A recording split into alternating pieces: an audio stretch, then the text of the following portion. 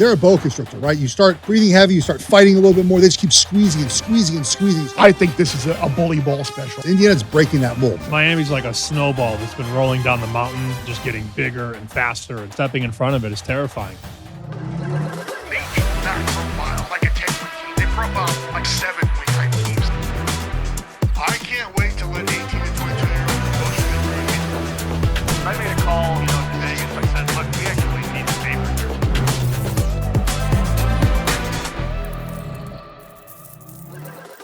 Bear Bets Podcast College Football Semifinal Preview is here. And gentlemen, we are about a 3-1 parlay away from the two bookends here meeting for the College Football Championship. That's what we need to be rooting for. Oregon, Miami, Sammy, will be the best thing that ever happened to both of us. Sorry on your Texas Tech ticket, by the way. It's okay. Wow, we're close, Bear. One game away for each of us. I think Alabama just kicked another field goal, guys. Yeah, Is it not funny when a team and a fan base that confident gets smoked in the playoffs? To me, it's hilarious. That was quite the Tookus kicking. That was a one-sided domination. Alabama quit. Yeah. Alabama quit. Yeah. Indiana forced Alabama to quit in a playoff game in 2025. And Indiana was the better team, and it wasn't even close. And the first game, it's amazing because it still feels like you listen to some of the Ohio State players and Ohio State fans after the game, like, oh, you play the game 10 times and we won't know what's going to happen. Like, does Ohio State get different players on the offensive defensive line that's going to make it any different? Like, that was just Miami just controlled the line of scrimmage, and then we got Ole Miss to pull the upset in a wild game on New Year's night, and that sets us up with the two dogs, Ole Miss, Miami, in the first semifinal. It was crazy to me that three of the blue chip franchises, I call them franchises even though they're programs. No, they're franchises now. Now they're getting Ohio State, Alabama, and Georgia could all not run the ball. That blew my mind. Daniel Jeremiah, we know, right? Yes. Yep. Important in the scouting world, Correct. Right? A great voice. Yep. He had a great tweet the other day, and he said, when you look at the defensive lines of Oregon, Miami, Indiana, and Texas Tech as well, because their defense line is incredible. Yeah. That talent used to be at Alabama, at Georgia, at Ohio State. Ohio State is still good on the defensive line, but now it's migrating, right? It's moving elsewhere. And that's the thing about these teams now is they're different. They're more talented than they've been in the past. The portal's helping that. NIL is helping that. But the Miami win the other day reinforced an idea that I think we have to start looking at college football schedules like we do NFL teams, essentially, for the playoff caliber teams, right? People were so hung up on, they lost to Louisville in mid-October. We wouldn't say that about the Rams or the Seahawks. They lost a game in week 7. Who cares about that? We don't talk about that in the NFL. But in college football, we're so hung up on the idea that Miami lost a game to Louisville when it's a much different team now, and every playoff game is its own game, right? Each game, it doesn't matter that Miami only won 10-3 in the first game. The second game is a different game. It's not going to matter that Miami beat Ohio State. How do they match up against Ole Miss now? So we have to look at these games differently, Bear. And if we do that, I think we get a better idea of how each one's going to go. And I think moving forward now, as a Miami alum, I have a bunch of different concerns for Miami in this game with Chambliss' ability to just kind of create and make chicken salad at a you-know-what. But you do look at what they did against teams like SMU, tempo teams. They did face a bunch of them this year, and they should have beaten SMU. It was a bunch of penalties killed them. And that's something that I know a lot of Miami fans have actually commented on, and Sammy, I know you're close to the Miami program as well. Like, they feel like it's a lot of times, like, remember in the NCAA tournament, like, teams talk about getting out of conference play and like officiating, and like they feel like not having like these ACC officiating crews who are kind of looking out for certain things has been a help, because how many accepted penalties were there in the game against Ohio State? It was a great game. There's been none. It was great to just let them play. They've done all playoffs. They've been great. Hopefully they'll continue to do that. This is a role reversal, though, for Miami. They go from the unwanted dog in the first game, right? 3.5-point dog against A&M. They're a 9.5-point dog morning of the game and got shoved. Yep. 9.5 to 7.5. And now they're the favorite. Now they're supposed to win, and now they're getting bet. This opened 2.5, got bet to 3, and now there's only 1 3 in the world, Barrett's Pinnacle. So the 3s are now 3.5s. And when a team gets bet like that and dominates, it's hard to imagine the sentiment goes away. I think this is going to get more popular. What do you make this game? I make it 3.5. I'm exactly 3.5. But you would have to think as we get closer to kickoff, more Miami money line parlays, things like that. No? I would think so, especially. Do we know the stat? We know Charlie West Jr. is going to be there. Do we know the status of the rest of the Ole Miss coach? Like, do we know like what's real, who's there, who's not? Because like, if you don't have your staff, like, I can't believe that Ole Miss. It's probably the wrong way to frame it that they let this happen to them because Lane left, obviously. Correct. But the fact is, like, when this agreement happened to come back, someone had to make sure they could last the whole playoffs as their coaches. Because this is the wrong thing to do, right? You allowed them to come back. And I get LSU has a job to do and bringing their transfer players down, get ready for next season, but you let them come back. And maybe Lane thought they weren't going to win more than 2 games. Clearly, that's what. But now that they have, you need to let them finish this out. Here's my sort of thought about this game. Miami, we know, wants to run the football. And they've done a great job in the postseason so far of basically taking the ball out of Carson Beck's hands. But when it's time to use him, he's been very efficient. If they just say, Ole Miss, you have trouble stopping the run, which they do, we're running the ball 30 to 35 to 40 times. We're going to make Carson Beck, they'll throw the ball 15, 20 times. We stay out of situation. We have to come back in games, right? Which is basically how they handled most of the postseason so far. Even though Ole Miss offense has the propensity to score quickly and score fast sometimes and put up points, I think that's the route, Bear. I don't know if Ole Miss can keep up with that.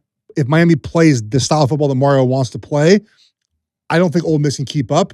Obviously, if Ole Miss can get stops on defense, it changes the complexion of the game. But Miami's way to win this game feels a little bit easier to get done than Ole Miss's way to win the game, which could turn into Chambliss making a ton of plays, which I don't know if that's a great way to look at. We can only win the game if our quarterback does crazy things. All right, we're back talking about the other semifinal game. It's our Super 6 game of the week. Who will win between Oregon and Indiana? We know the first matchup, Indiana won 30-20 at Autzen Stadium.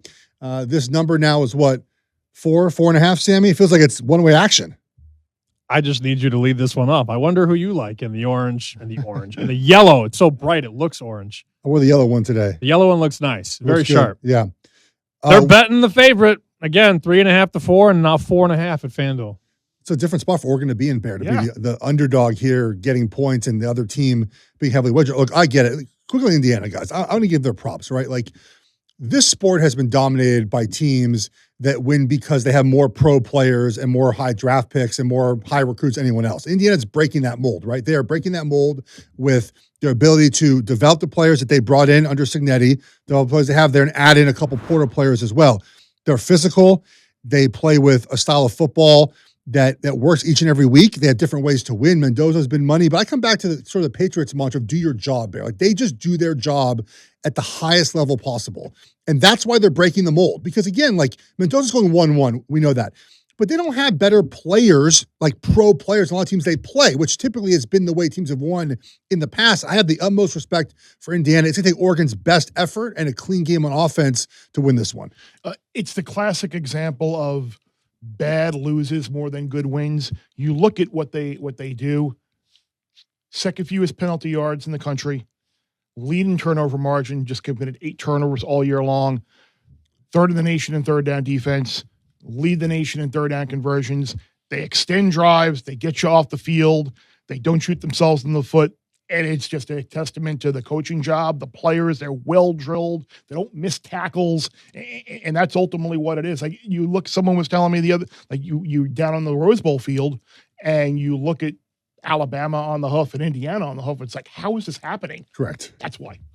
The blocking and the tackling, especially, though. I mean, they just fundamentally dominated Alabama, and that would have never happened under Saban. And every time you watch Alabama play post Saban, you're like, that's why he's gone. Because everybody else is heightening their recruiting and their spending and all that. I did want to bring this up. Very funny tweet from Roger Sherman.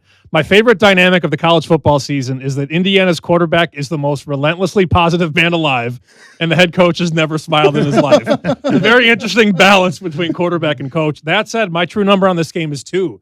It does feel a little heavy at 4.5.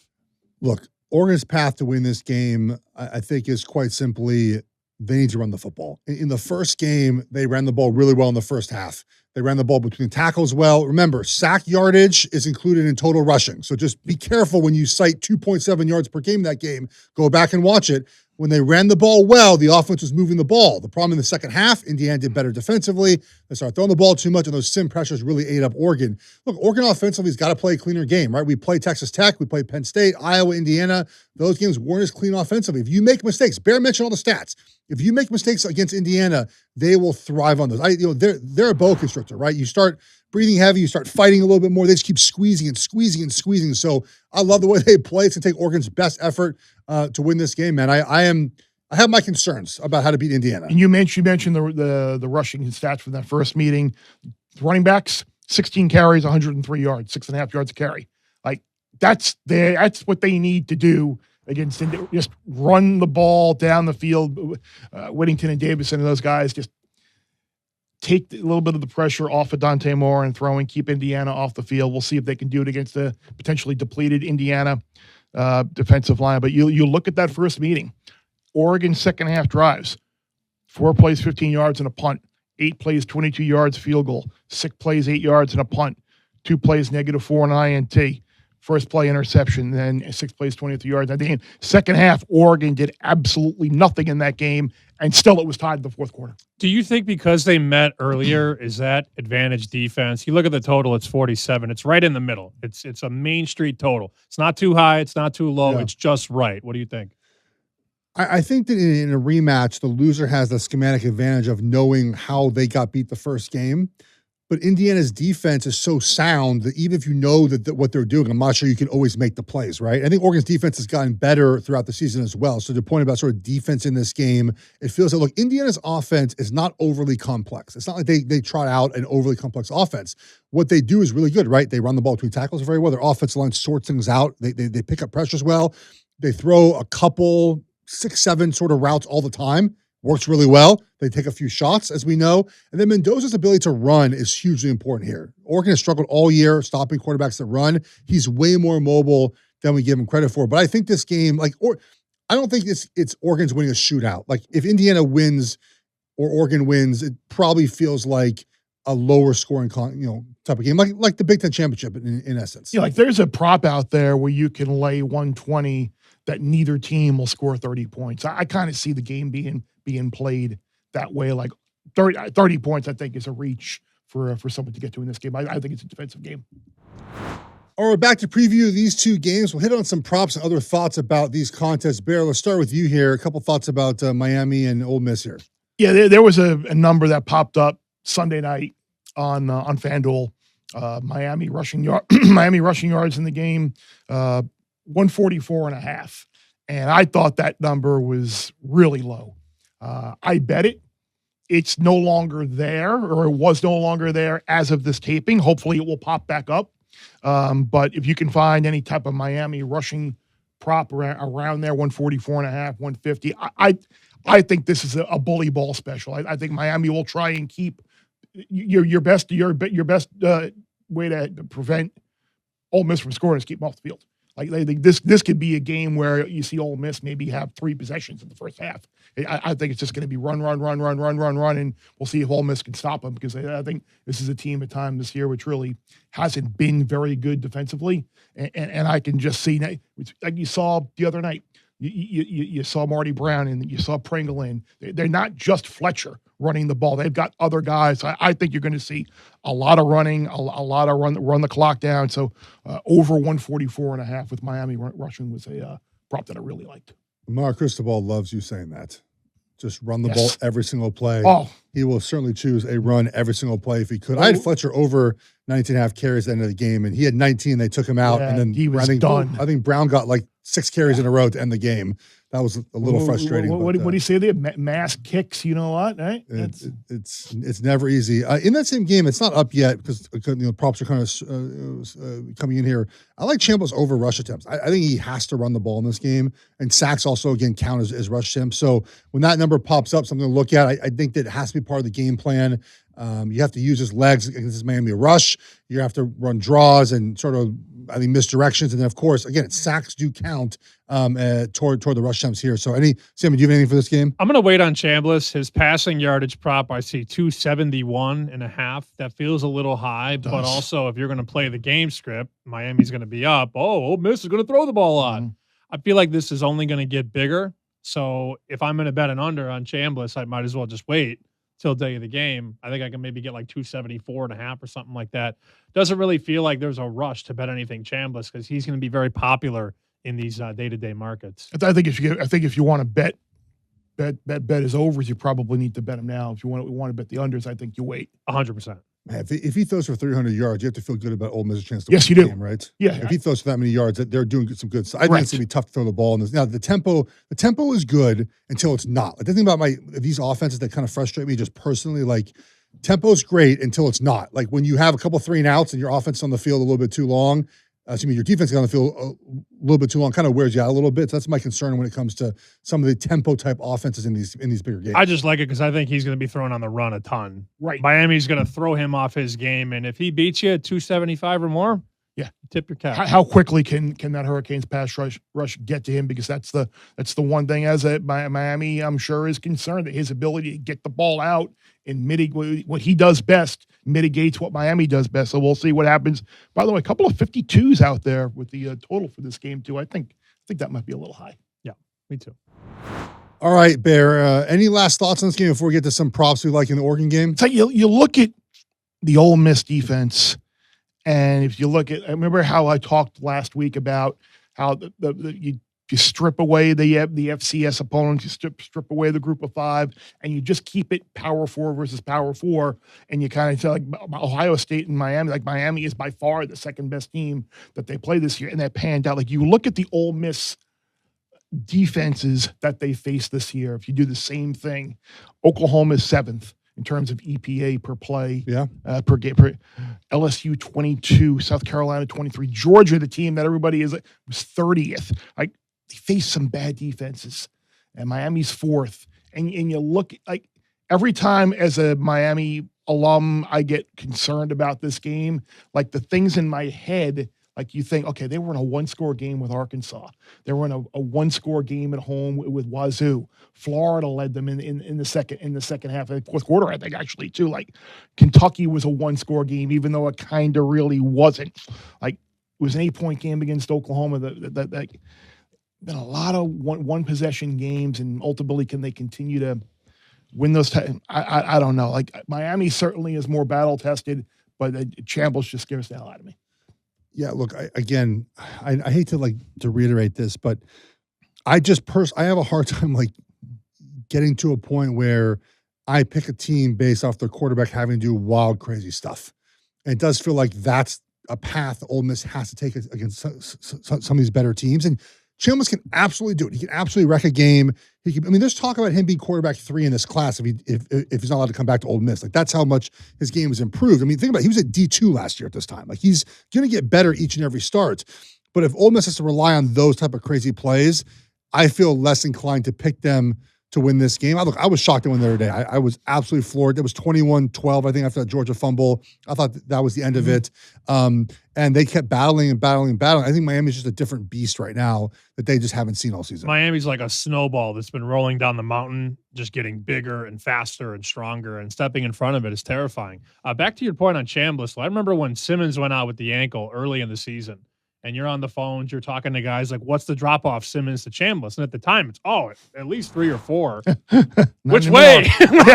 Everybody thought there was this big drop-off. At the time, this is like mid-September, late September. Oh, there's a 3-point drop-off from Simmons to Chambliss.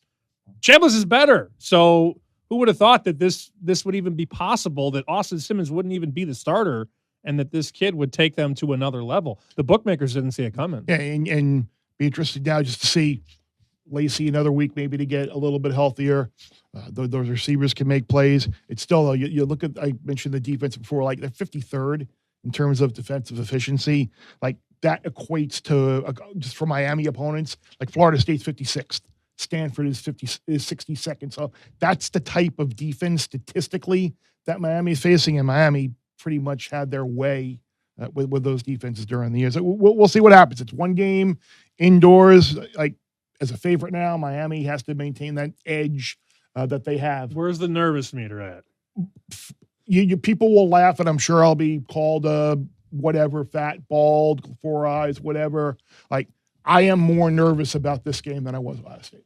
Well, Because you're supposed to win this one. Correct. You got to win this one. You're favored. Correct. you were very bold last week. We're going to read mean tweets in a few minutes, but Oh. you were definitely on that one. Look, I mean, the way I look at this one, it's funny how you look at this as a must win. Like for Oregon, I thought last week was our must win. Like that was a game we had to win about where our program is at. And you look at like our roster next year, and they always targeted 2026 as the year to win a championship. Everyone's going to come back. And we're seeing a trend now. 2023 Michigan, super old team. 2024 Ohio State, super old team. 2025 Indiana, super old team. It is a team that's played a lot of football. Not always together, but they played a lot of football. They're 4th and 5th and 6th year guys. That feels like a trend we're seeing in the sport. So sometimes, like Indiana, this is sort of like the year for them to hit it. Now, they had a good portal year so far, but this experienced group together, just playing football-wise, a lot of reps. This is the type of team that we've seen win championships over the last couple of years. It's a different model than I think we've had in basically previous iteration of college football. I'd like to say one other thing, and you guys know I'm very honest about this. I thought Notre Dame should have made the playoff. Mhm. All that said, I am sick and tired of every time somebody loses, Oh. the Irish fans, we would have beat them, and we would have beat them, and we would have beat them. Enough. I don't care. I don't care if you think you should have won or you should have been in. It's over. Move on. Hypothetical wins over Miami, man. Ohio State's got a bunch of them too. I couldn't believe who was it on Ohio State who said that they would have won like 9 out of 10. I'm like, did you watch the same game? I just He played in it. The post game win expectancy of that one was very heavily in Miami's favor there. Yeah, right? yeah. I just didn't. Well, I think it was like 30%. Like, which was I don't get. It was Caden Curry. I don't get how it was 30% though. Like Miami, the game was never tied. It just goes by Miami success rate, led the entire game. I know. I know. Miami got out. It was never. It was. That's the game here for Miami, right? Like being ahead or tied, playing from behind is probably not the best way to go for them. But they just stayed from ahead the entire game. Most of the time they led by double digits. I think the dumbest thing about bowl season, Sammy, and college football playoff season is what you said, but also like the basically this conference has this record and this conference has that record, so therefore this conference sucks. And like it's bowl season. There were only a couple games that we had, like Iowa, Vandy. Okay, Iowa had their full team. I think Vandy had most of their full team. No sours. No sours. But like most of these games are not getting the full complement of players, and we have to stop doing that. The other thing is like each individual playoff game is its own playoff game. It doesn't matter what happened previously or it's going to happen after. But people get so worked up on this conference thing. Like, and so many Big 12 fans were so tied into Texas Tech beating Oregon as like a confidence meter for their own conference. Like, again, that's one game. If Oregon plays them again, I don't think they get shut out. It's a whole different game. That doesn't mean the Big 12 sucks or doesn't deserve to be in the playoff or all the teams stink in the Big 12. But fans were so tied up in the Big 12 like narrative from their conference. Like BYU fans talked more shit than any other fan base heading that game. It was based on nothing. Based on nothing. And then they lose, and it's like, no, if you don't tie yourself up into the result of one playoff game, you don't have to be disappointed as a conference to lose that game. Right. I was watching the game in Chicago, and Indiana is just pulverizing Alabama. And one of my buddies just looks at me and goes, "Told you Notre Dame should have been in." I'm like, that's what you took from this? Like, is he the same one who sends you the Night King pictures of Caleb Williams? No, okay. It's just very funny. It's enough. Maybe you should have been in. Maybe you shouldn't have. Right. Either way, get over it. Yeah, you're justifying it one way or another based on the result. No, that's the thing. Like people just want to hate the SEC so much, so it's all these results and it is a little bit nice that people on your former network have to like take a back seat and sort of talk about other conferences for a second and say like, hey, maybe I'm too much of a homer.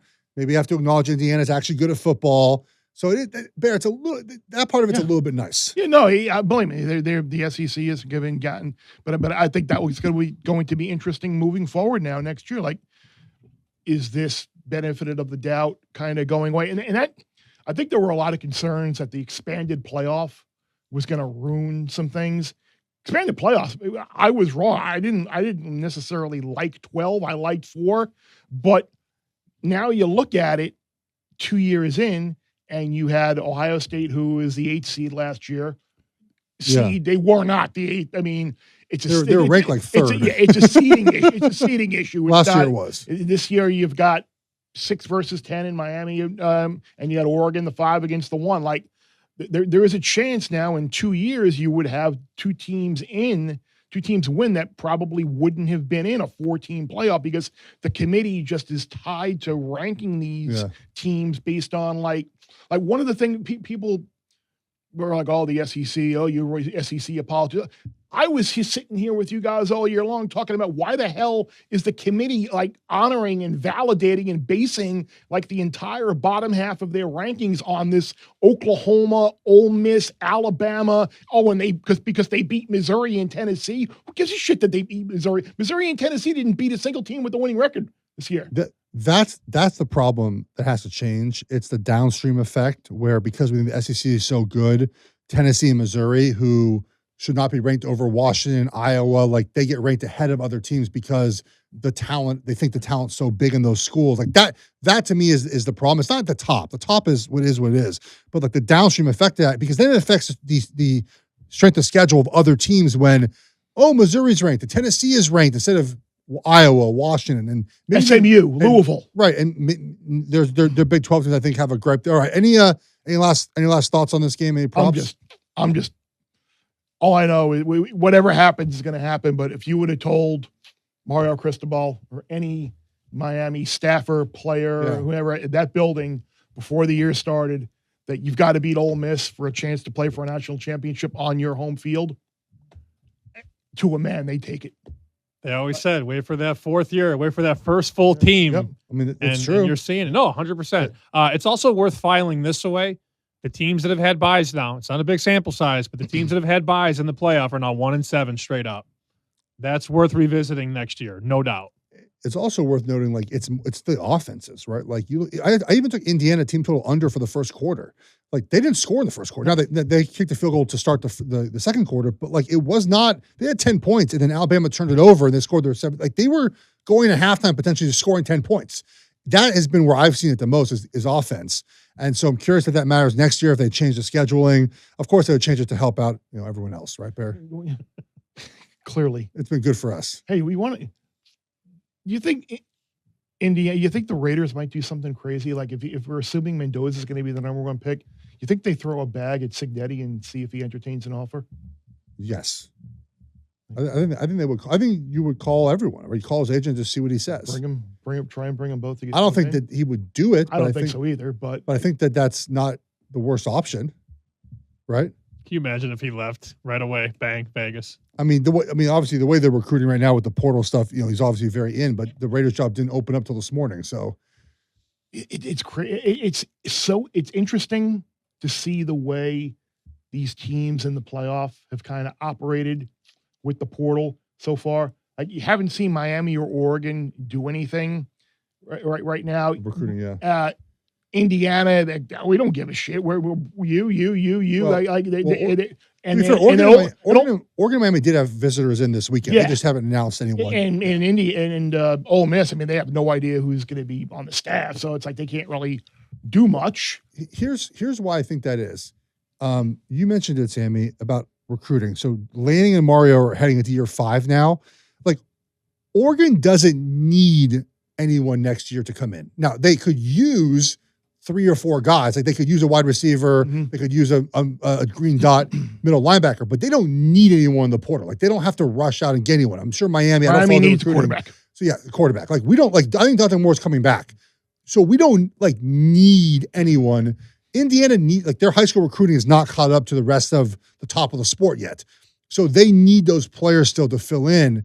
Where Oregon doesn't, they have 5 stars everywhere. Like they don't need they need experience. I think at some of those positions, and Indiana, like you strike with iron's hot, man. Like you have this team full of all these portals. What's funny, out of the teams playing this weekend, Oregon has the least amount of portal starters. Everyone thinks we just portal in all our players. We have the least amount of portal starters this weekend, and so now the ones we have hit a home run. And I think Miami's the second fewest. So Indiana's got a lot, and Ole Miss has a lot. So I think the point is like Indiana should strike while the iron's hot in the portal, but I think Oregon and Miami have time because they have high school players that have been developed that are now waiting to get their opportunity to play, where Indiana's not at that point yet because Cincinnati's only been there 2 years. I can't wait to see who plays quarterback at Bloomington next year. It's Hoover, right? Hoover. It's gonna Hoover. be Hoover. Hoover's going there? That's right. I forgot. Hoover committed, yeah. They got like Hoover. They got the number one defensive end. They had number one like a couple guys running from back. A couple guys like, from Kansas State. Yeah, so like they've been. It's Hoover, yeah. Offense might be even better next year. They've been. Hoover. Here's a question: who's next year's Indiana? Should we do this again? Which team is next year's Indiana? Indiana. I'm curious. I'm actually thinking about that. Like Oklahoma State basically transported North Texas to Oklahoma State. They could be fun next year. Big 12 with the quarterback Mestamaker. Sorsby getting $5 million from Texas Tech. That's the going rate. That's the going rate. You see, I had $1 million higher because they got shut out. I had someone from not a member of Miami's staff or athletic department or anything, but someone who knows things. The back man said basically, Shapiro. They said, would you pay Sorsby $5 billion to come to Miami? Because that's what it's going to take. And I was like, God. I think LSU was offering the same deal. Yes, I would think so. Yeah. His girlfriend goes to Texas. The thing about the volleyball player. All this money is I thought about this like, so the return on investment is hugely important, right? People ask about that. Texas Tech had a great return on investment year one. Damn right, spending all this money. So Oregon's had a good return on investment. Miami's like a lot of teams have actually had the return on investment that they expect to get. I think people thought, and I felt this way too, that when we got to a certain point, like the deal for Nico and the deal for Lagway, Rashada, like those quarterbacks that never really panned out. I thought that would change and the money would pull back, but instead teams are going, you know what? How about we just get a veteran who's good, who we know is really good? We'll pay him $5 million a year, and the exposure. And if they get if Tech gets to a semifinal next year, it's worth every penny for the $5 million you pay for the quarterback. Dude, those defensive ends they got, oh buddy, Bailey and Height the entire defensive line. I was doing the math. I'm like, all right, if I get a pick six.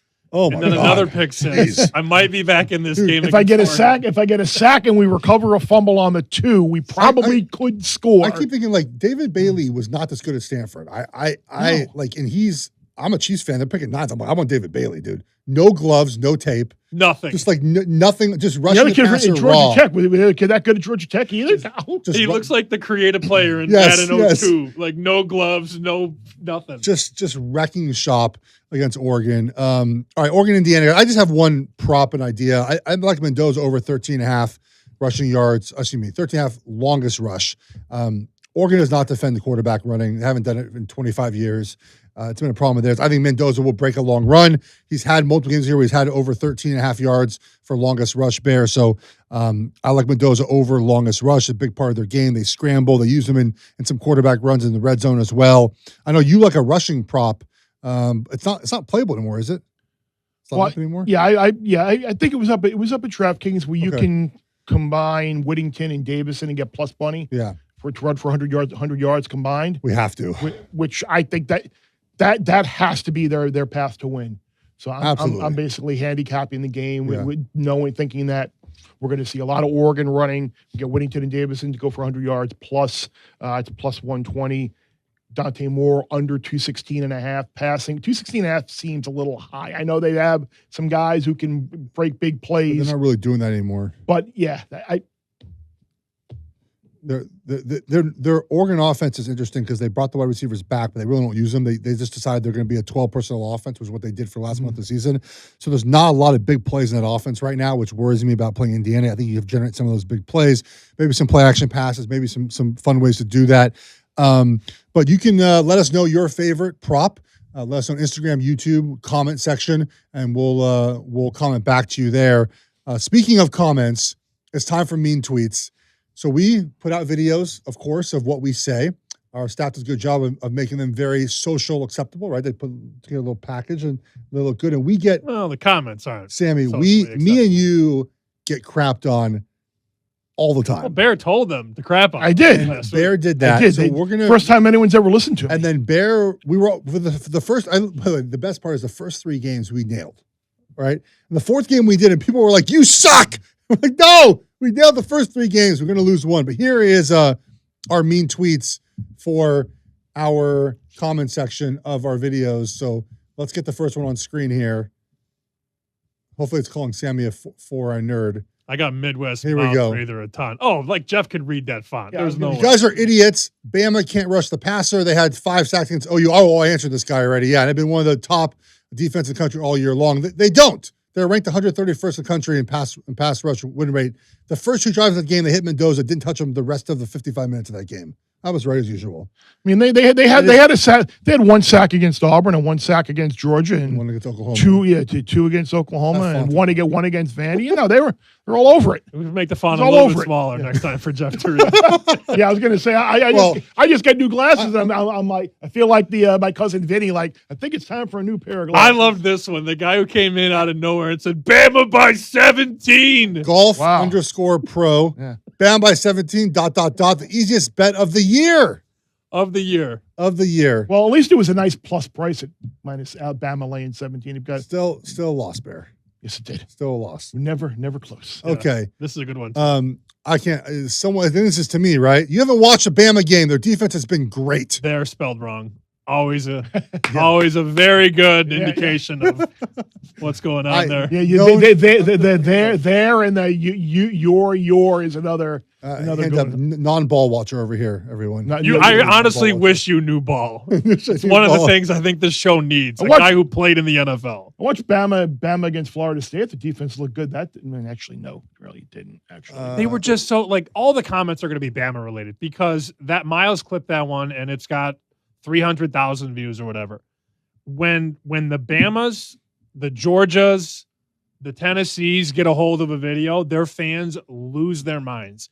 And these people were all watching the videos saying, "Oh, you guys have never seen Alabama play." And it's like, yes, we have. It's our job Yeah. to watch Alabama play. but also it's too- our job. The problem is we did see Bama play for like the last 5 weeks of the season when they weren't very good. Well, they should have lost Oklahoma. I mean, they should have. It's very clear they should have lost Oklahoma. The thing is, people have a hard time when you bring up some of the stats. And I get it if it's been a short sample size, but we had 12 weeks of data on Alabama and their defense. And they couldn't run. They couldn't run the ball. Couldn't run the ball. With Indiana's down 2 defensive tackles, essentially, right? And they couldn't run the football. And then Simpson gets hurt. That fumble was that changed the game. He just get down, get out of dodge. Simpson, interesting. Simpson is like not committed to come back to Alabama next year. I think he's looking for another home. Yeah, it's I think if a certain quarterback went to the NFL, a certain school would be interested. But I think that quarterback's coming back to school, so that's not my problem. yeah, I don't know like what he's like. You can make good money staying in the. I think they don't pay as College. much as no. I think he wants to go somewhere. I think he wants to go to a different college that pays a lot more money. That's my read on it. He should portal and go somewhere else. No, that's what he's going to do. But I think he's Okay. waiting for a certain school to see if their quarterback's coming back, and then maybe Oh. asking that school to pay him $5 million a year, Okay. which is not going to happen because Oregon doesn't pay top dollar for everybody, which is a common misconception.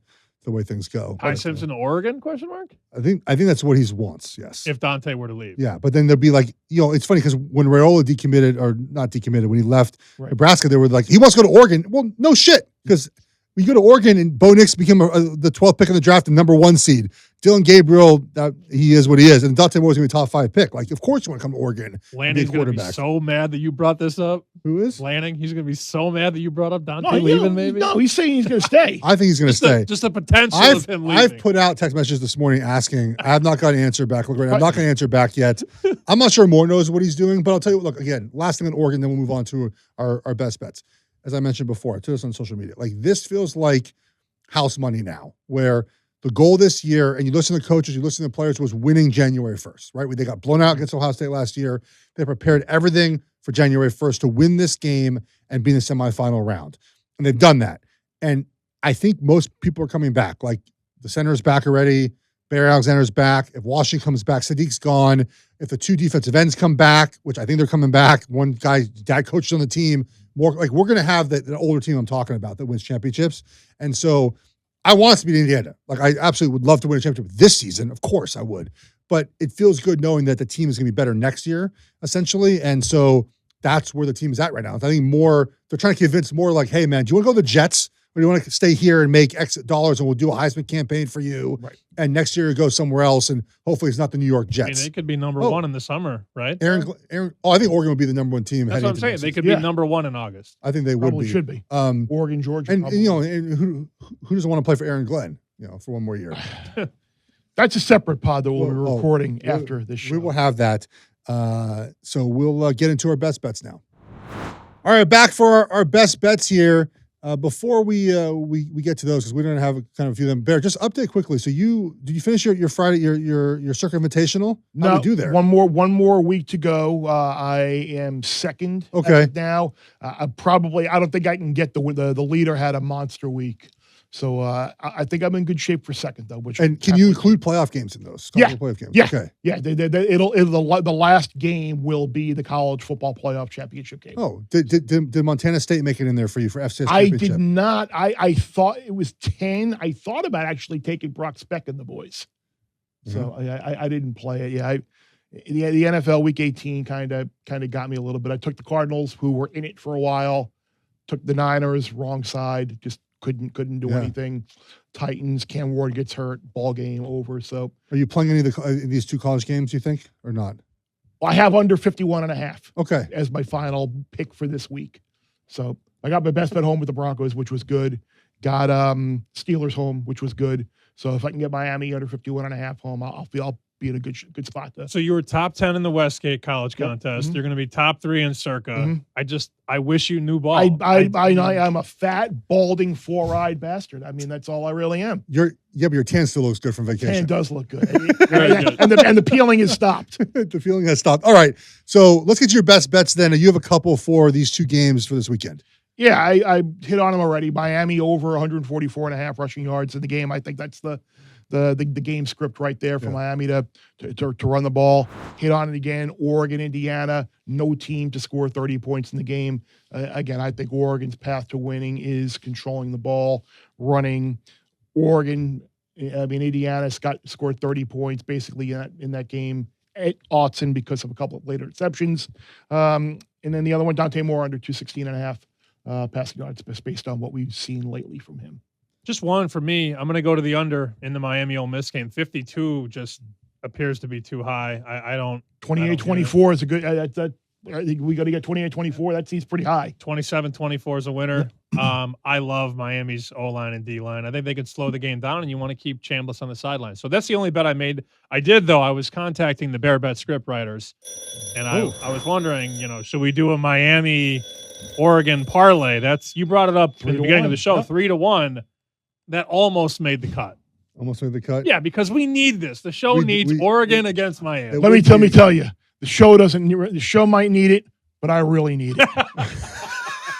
Yeah. What happened? Uganda didn't cover the other day? Mali with the 95th minute penalty. I love getting the text message of 10-man Mali with the 95th minute penalty did not, that against Tunisia. Yeah, that. Thoughts and prayers, Bear. That crippled your boy. Our favorite is behind the scenes quickly. We do a production call because we actually do prepare for the show, and there's always an international soccer game on that Bear has wagered on. And Luxembourg blew it again. And he's just groaning in the background of these calls, and it's Tanzania, it's what's the Borat country? Kazakhstan. Kazakhstan has been one of them. It's unbelievably great. We could maybe film that and put that on the air for you guys. Quickly, I like Miami team total over 27.5. I just think they're going to score a lot. They're going to finish drives in this game with their offensive line, with their run game. That's what Mario is going to try to do in this game. And I got to take Oregon team. I got to take Oregon to win the game, right? Like Oregon money line. Or we just for the show, Oregon money line. Let's Oregon, go. Miami. Oregon, Miami. 3-1 parlay. Okay, I could do that. We need it. We definitely need it. All right, guys. Bear, you want to leave this out here, buddy? See if we can get lucky. Good luck, Bear. Thank you. Good luck to you as well. Good luck to you. And if we get Indiana Ole Miss, we get Indiana Ole Miss. Fine, but appreciate everybody for tuning in. Rate, review, subscribe, all that fun stuff. Remember, less to bet, more easy to win.